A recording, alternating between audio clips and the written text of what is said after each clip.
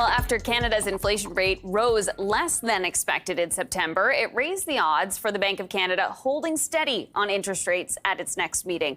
Our next guest now believes the central bank is done hiking in this cycle if core inflation shows a consistently lower trend.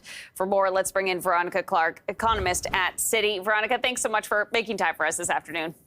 Yeah, thanks for having me. So what was it about the inflation data that we got yesterday that made you think, I think the Bank of Canada can hold off on hiking anymore?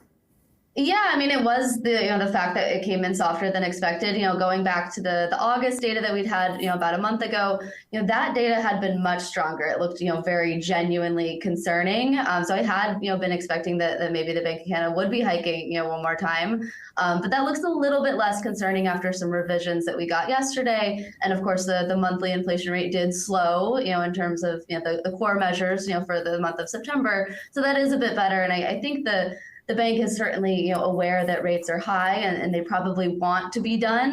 But of course, it is going to come down to what happens with inflation. But for this one, I think they can stay on hold. The risk of a hike, you think, is still on the table if core inflation stays within a particular range, though, Veronica?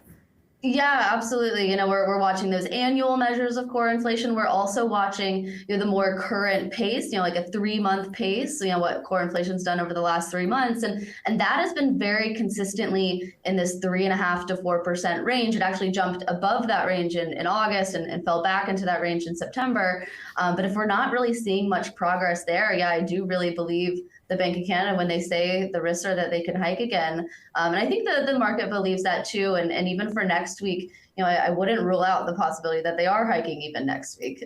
You're not ruling it out, but you think it is unlikely. Yeah, it's always, I'm always just forming my forecasts, based on what I do think the balance of risks are. And I think, the softer inflation data do shift those risks back towards a hold. But I probably think it's a closer call than maybe the markets, which are only pricing about 4 or 5 basis points for next week. It might be a higher probability than that. What are some of the upside risks that you see to inflation still? Yeah, I mean, we of course have seen, energy prices rising in the last few months, and that was part of the strength that we had in August. I'm certainly still watching, shelter-related, housing-related prices. We have had, housing resale home prices that have, ticked up a good bit. We haven't really seen that in some of the new home price data that do go into CPI. So that's still a risk. And then, of course, most fundamentally is that, demand is very strong and wages are rising by 5% or more in some cases. And that does feed into, higher service prices and prices for everything. Yeah. What do you think the Bank of Canada is thinking when it comes to wages right now? Because we continue to hear about labor disputes where workers are fighting for higher wages and in many cases getting them. How much of a influence are wages, do you think, at this point for the central bank? Yeah, it is a really important factor, and they're constantly pointing to wage growth that is rising 4 or 5% or so, and that is too strong to be consistent with 2% inflation. And we're seeing similar dynamics in the U.S. where labor markets are very tight. Canada does have the added element of strong immigration, and maybe that has helped to loosen the labor market some. We have had the unemployment rate rise from about 5% earlier this year to 5.5% now, and maybe that's a sign that labor markets have loosened. But you really do need to see that in wage inflation cooling to feel confident that you're on the path to 2% inflation. You already talked about energy prices and the pressure that could be adding to the inflation situation. But I wonder, with this latest geopolitical shock, the war between Israel and Hamas, how you think perhaps that could end up, feeding into the inflation scenario in this country?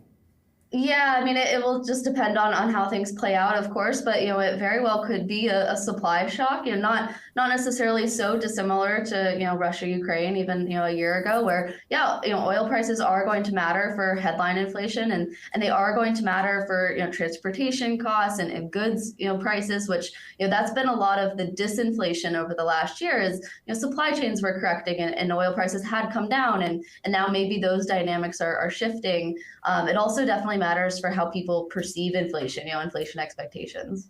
I know that the central banks, whether it's Canada's central bank or the Federal Reserve in the U.S., they're themselves independently data dependent on whatever's happening in that country. But if the Fed is expected to hold, if it does though continue to send hawkish messages, if maybe there is another hike in the future for the Fed, what sort of influence could that end up having on the Bank of Canada, do you think? Yeah, they absolutely are independent, but of course the BoC is going to be watching what the Fed is doing. We do think the Fed is on hold now. Also, we've had some Fed officials talking about the move higher in longer end yields, and that's a tightening of financial conditions and might do some of the work of a rate hike for them. So Fed officials have turned a bit more dovish, and we heard from Bank of Canada Governor Macklem last week, and he did talk about the idea that financial conditions are tighter, but that doesn't necessarily make up for a rate hike. But of course, the BoC will be watching what happens with the Fed. If the Fed is on hold, that probably makes them a bit more comfortable also staying on hold. But it's also first and foremost going to come down to the domestic data.